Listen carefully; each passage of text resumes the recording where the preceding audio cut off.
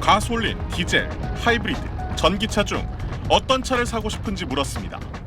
당장 내일 본인이 차를 사시겠다. 그럼 네. 어떤 걸 사시고 싶으세요? 저는 하이브리드 차를 사고 싶습니다.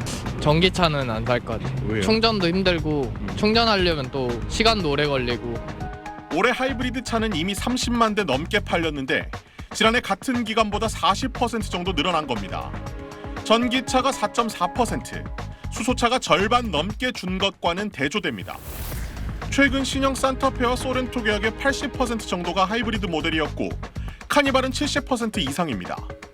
이러니 인기 차종은 1년 넘게 기다려야 받을 수 있는 상황입니다. 6개월 정도부터 1년 정도까지 대기 기간에 좀 차이가 있습니다. 수입차 시장도 마찬가지입니다. 지난달 하이브리드 판매량은 가솔린이나 디젤보다 많았는데 하이브리드 차가 국내로 수입된 이후 처음입니다.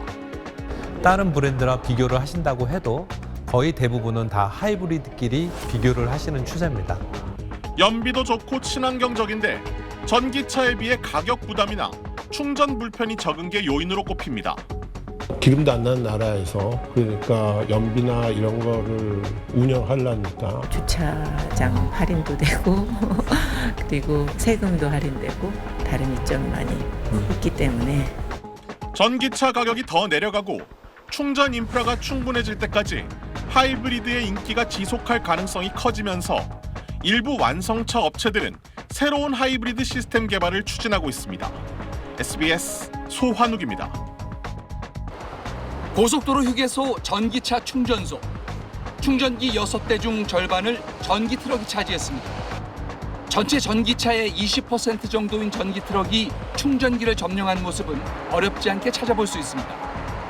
전기 승용차 차주는 불만이 생깁니다. 80%는 다 트럭에 주차하고 있어. 다 충전하고 있으니까 또 딴 데 찾아가고. 전기 트럭 기사도 할 말은 있습니다.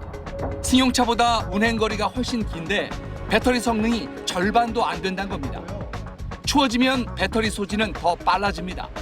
100km마다 충전 한 번씩 해야 돼요. 100km마다. 그게 얼마나 답답해요. 하루에 막 충전을 5번, 6번 할 수 있어요. 전기 트럭 배터리가 얼마나 빨리 닳는 건지 차량의 동승에서 확인해 보겠습니다. 1톤 적재함에 500kg 짐을 실은 트럭. 배터리를 55%가량 충전한 뒤 고속도로를 달렸습니다. 70km를 달리자 배터리가 11%로 줄어들어 더 이상 주행하기가 불안해집니다. 배터리를 아끼려고 차량 실내 난방을 위한 경유 난방기를 따로 갖고 다니기도 합니다. 겨울철이 되니까 히터를 안 틀 수는 없잖아요. 그래서 히터를 틀게 되면 주행거리가 너무 짧아져 버리니까. 전기 트럭 배터리 용량을 이렇게 작게 한 이유는 애초 단거리 택배용으로 만들었기 때문입니다.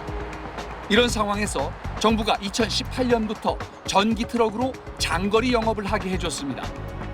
장거리용으로 쓰는 용달 사업자들이 단거리용 택배용 자동차를 엄청나게 사가지고 장거리용으로 쓰게 됐다는 거죠. 즉 면허 정책의 실패가 이 문제의 원인이 발생하게 된 것이죠. 올해 전체 전기차 판매는 줄었지만 전기 트럭 판매량은 3만 5천 대를 넘어 지난해보다 20% 가까이 늘었습니다. 비공식 행사장이 디지털 영상으로 덮이며 전기차 공장처럼 변했습니다. AI로 복원한 고 정주영 선대 회장의 육성이 흘러나옵니다. 우리에게는 세계 제1의 무기가 있는데 그 무기란 바로 세계에서 가장 우수한 기능공들입니다. 울산에 지어지는 전기차 전용 공장은 1996년 아산 공장 이후 29년 만에 완성될 현대차의 국내 공장입니다. 이곳은 원래 주행 시험장이 있던 곳입니다. 54만 8천 제곱미터, 축구장 76개 정도 넓이가 되는데 이곳을 활용해 전기차 전용 공장이 만들어지게 됩니다. 2조 원이 투입돼 2026년 1분기부터 연간 20만 대의 초대형 전기 SUV 모델을 생산하게 됩니다. 최근 전기차 판매 증가세가 둔화하며 완성차 업체들은 투자에 신중해지고 있습니다. 포드는 LG 에너지 솔루션과의 튀르키예 배터리 합작 공장 설립을 철회했고 GM, 폭스바겐 등도 전기차 관련 투자를 연기하거나 축소하는 상황입니다. 일본 업체들의 느린 전동화 전환이 현명해 보이기 시작한다는 평가가 나오기도 했습니다. 하지만 현대차는 전기차 판매 전략을 수정할 계획이 없다는 입장입니다. 코스트 절감이나 이런 여러 가지 방법도 있겠지만 큰 틀에서 어차피 전기차 수요는 계속 늘어날 것이기 때문에 운영의 묘를 살려서 해볼 생각입니다. 30만 대 규모로 건설 중인 미국 조지아주 전기차 공장도 예정대로 내년 하반기에 완공됩니다. 현대차 그룹이 올해 미국 시장 전기차 판매에서 테슬라에 이어 2위에 오를 것으로 예상되는 등 투자를 통한 시장 선점 효과를 유지하려는 의지로도 풀이됩니다. SBS 소환욱입니다. 서울의 한 자동차 대리점입니다. 전기차가 이전보다 싸졌다는 점을 강조합니다. 9월달하고 10월달하고 금액 차이가 큰 320만 원 해주고 정부에서 보조금 나오잖아요. 그 나오는 거에 플러스 80만 원 또 해줘요. 올해 전기차 판매 증가율이 마이너스로 전환된 가운데 정부는 연말까지 보조금을 최대 100만 원 늘려주는 정책을 내놨지만 시장 반응은 아직 미지근합니다. 늘린다고 하고 나서 어때요, 반응? 똑같아요? 실제적으로 많이 이렇게 문의가 있었어요? 갑자기 확 이렇게 늘어나고 그러지는 않습니다. 주변에 보면 있으니까. 차값이 여전히 걸림돌로 작용하는 겁니다. 기아의 EV9의 경우 7천만 원대부터 시작하는 가격이 판매 부진의 원인으로 꼽힌 반면 테슬라의 모델 Y는 중국산 리튬 인산철, LFP 배터리 장착으로 차값을 2천만 원가량 낮추면서 9월 판매량이 8월의 10배 수준으로 뛰었습니다. 이에 따라 국내 업체들은 소형 모델을 중심으로 상대적으로 저렴한 LFP 배터리 적용을 확대하고 4천만 원대부터 시작하는 대중 모델을 공개하는 등 값싼 전기차에 주력하는 모습입니다.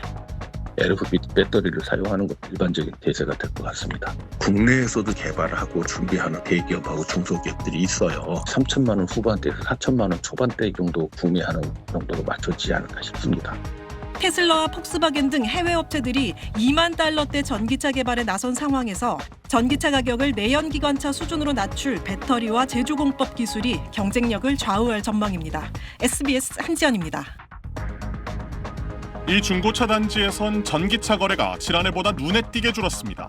작년에 비해서 한 반의 반 수준 정도로 떨어진 것 같아요. 판매량이. 문의량 자체가 많이 줄어서 매칭이 안 되는 거죠.